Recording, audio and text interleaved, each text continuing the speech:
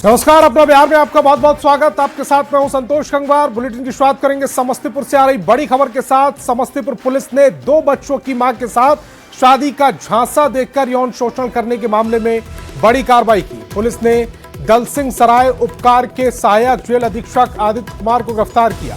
एक सप्ताह पहले पीड़ित महिला ने सहायक जेल अधीक्षक आदित्य कुमार के सरकारी आवास पर पहुंचकर काफी हंगामा किया था, जिसके बाद पुलिस मौके पर पहुंची, उसे अपने साथ थाना ले गई और उसके बाद कार्रवाई का आश्वासन दिया गया।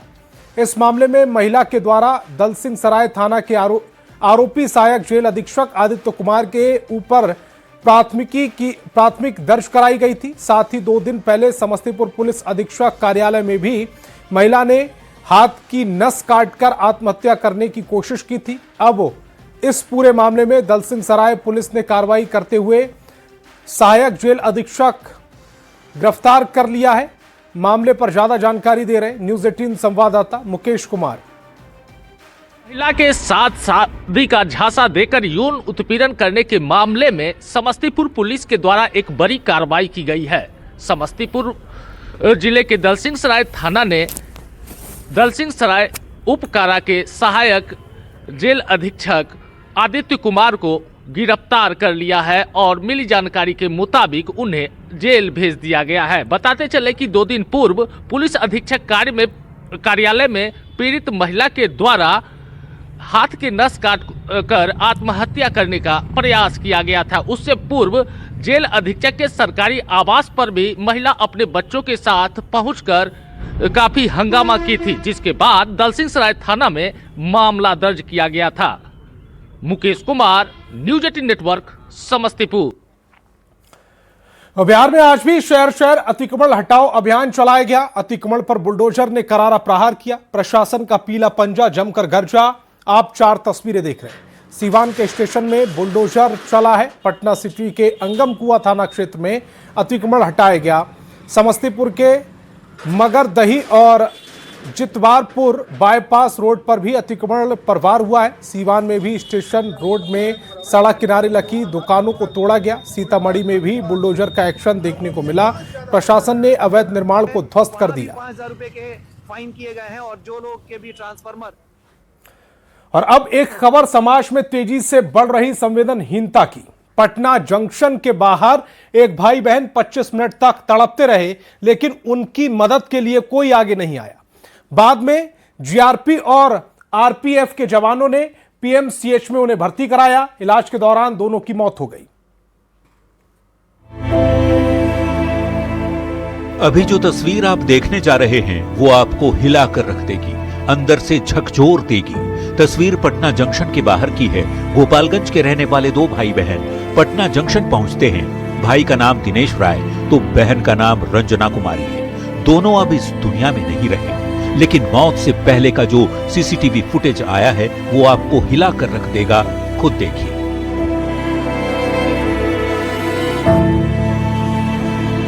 दोनों भाई बहन तड़प रहे हैं। कभी सीधे बैठते हैं, कभी सड़क पर लुढ़क जाते हैं, कभी एक दूसरे की गोद में सिर रख देते हैं। और ये सब कुछ 1-2 मिनट नहीं बल्कि 25 मिनट तक चलता रहा। लोग आते रहे, लोग जाते रहे, खड़े होकर वीडियो बनाते रहे, लेकिन इनकी मदद के लिए कोई आगे नहीं आया। महिला, पुरुष, युवा, बुजुर्ग, ऐसा कोई नहीं था जो वहां से ना गुजरा हो, लेकिन किसी ने कोशिश नहीं की।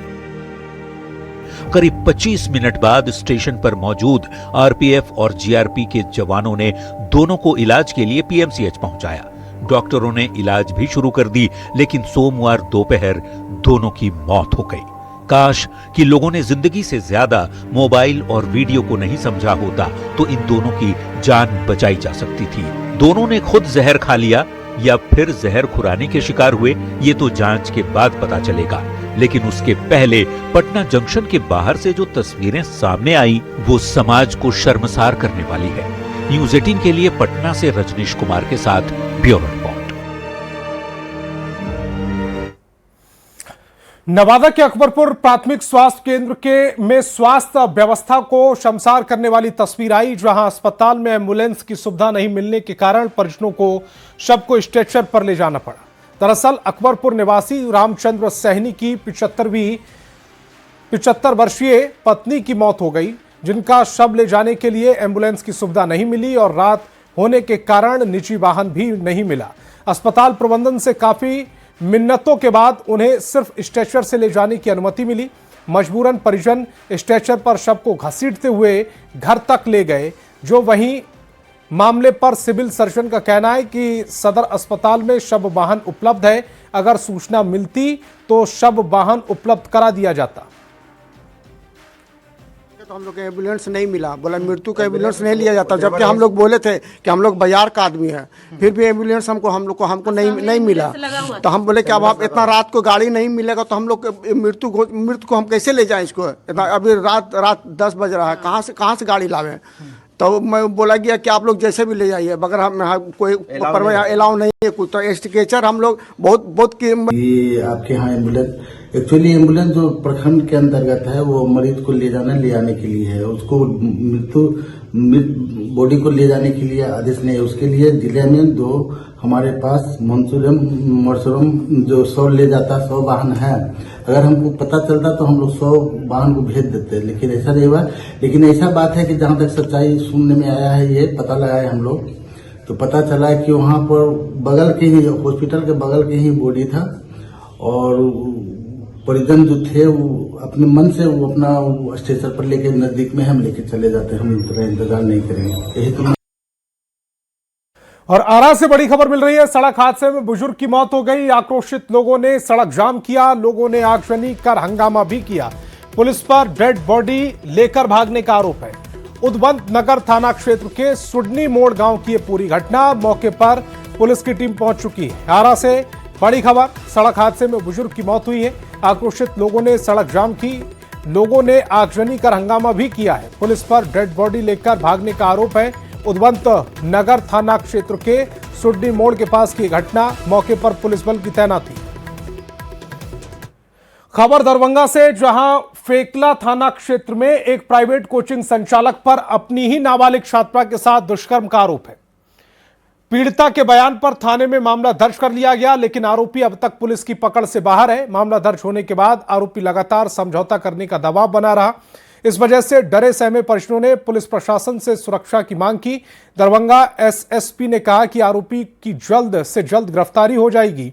उन्होंने थाना प्रभारी को निर्देश दिया है कि पीड़ित परिवार को सुरक्षा प्राथमिकता दी जाए और किसी भी प्रकार की धमकी या दबाव की स्थिति में त्वरित कार्रवाई सुनिश्चित की जाए।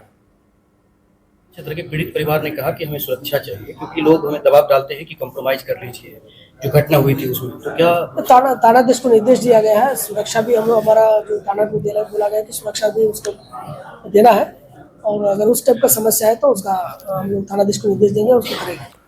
और खबर पुनपुन से, जहां पुलिस ने हत्याकांड का खुलासा किया जिसमें बहू ने ससुर की हत्या कर दी। 3 दिसंबर को रमेश महतो की हत्या अपनी बहू रानी कुमारी ने की। बहू रानी कुमारी ने अपनी बहन जीजा और भाई के साथ मिलकर रमेश महतो की हत्या कर दी। जानकारी के मुताबिक हत्या करने की वजह जमीन विवाद था। पुलिस ने हत्या में शामिल अपराधियों को गिरफ्तार कर लिया है। उनका नाम है रानी कुमारी, जो इनकी अपनी बहू है और इन्होंने हत्या की प्लानिंग अपनी बहन पूनम देवी के पति गन्नी कुमार और अपने भाई अरविंद महतो के साथ मिलकर करी थी। अरविंद महतो की शादी भी उसी गांव में मोहनपुर में हुई थी और ये अपने ससुराल में ही रहा करता था। तो मामला पूरा इस प्रकार से है कि जो रानी कुमारी है, इनके पति की 2 शादी हो रखी थी। पहली पत्नी का स्वर्गवास हो चुका था, परंतु इनके ससुर प्रॉपर्टी वगैरह में इनके पति की पहली पत्नी के फैमिली को ज़्यादा फेवर किया करते थे। इसी को लेकर हमेशा वाद विवाद होता रहता था। जमीन वगैरह के बंटवारे का मैटर भी था। इसी को लेकर इनके द्वारा अपने ससुर की हत्या की प्लानिंग की गई। बड़ी खबर गया जी से, जहां पुलिस ने 50,000 का इनामी कॉन्ट्रैक्टर किलर अमर कुमार बाबा को गिरफ्तार कर लिया। पुलिस ने अपराधी को गया रेलवे स्टेशन के पास से दबोचा। अपराधी अमर पिछले 1 साल से फरार चल रहा था। बिहार पुलिस ने उस पर 50,000 का इनाम भी घोषित कर रखा था। ये कॉन्ट्रैक्ट किलिंग का मामला निकल के सामने आया है। जो इसका मृतक का पति था, वही अपनी पत्नी को मारने के लिए ये कॉन्ट्रैक्ट किलिंग लिया था और घटना से पहले अपनी पत्नी का 2-5 लाख का बीमा कराया था। CDR का एनालिसिस किया गया। अभियुक्तों का और मृतक के पति का भी CDR आपस में मैच किया। इतना ही नहीं, कॉन्ट्रैक्ट किलिंग का एडवांस मनी भी अभी जो ये बाबा 50,000 का इनामी पकड़ाया है, हमने इसका सत्यापन किया है कि इसको एडवांस मनी भी दिया गया है। और गया जी से बड़ी खबर मिल रही, रामपुर थाना के ASI ने खुदकुशी कर ली है। ASI अमरेंद्र यादव ने जहर खाकर खुदकुशी की। थाना के पीछे सरकारी क्वार्टर में जहर खाया। इलाज के दौरान अस्पताल में ASI की मौत हो गई। पूर्णिया के रहने वाले थे ASI अमरेंद्र यादव। खुदकुशी का कारण अब तक स्पष्ट नहीं हो पाया है। और समस्तीपुर के मोहित-उद्दीन नगर थाना क्षेत्र में महिला की संदिग्ध हालत में मौत हो गई। मलथारा गांव में महिला की पंखे से लटकी लाश मिली। परिजनों ने बेटी की हत्या का शक जताया है। परिजनों का आरोप है कि कुछ दिन पहले ही दामाद ने कहा था कि बेटी का श्राद्ध कर देंगे। परिजनों ने दहेज के लिए हत्या का आरोप लगाया।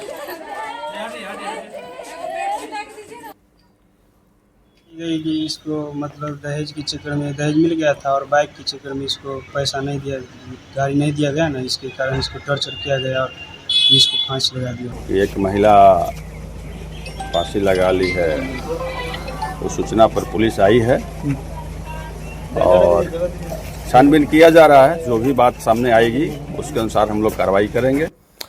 और पटना से बड़ी खबर मिल रही, ठंड को लेकर स्कूलों का समय बदल दिया गया है। सुबह 8 बजे से पहले शैक्षणिक कार्य पर रोक लगा दी है। सभी सरकारी और निजी स्कूलों के लिए आदेश आया है। पटना जिला शिक्षा पदाधिकारी ने आदेश जारी किया।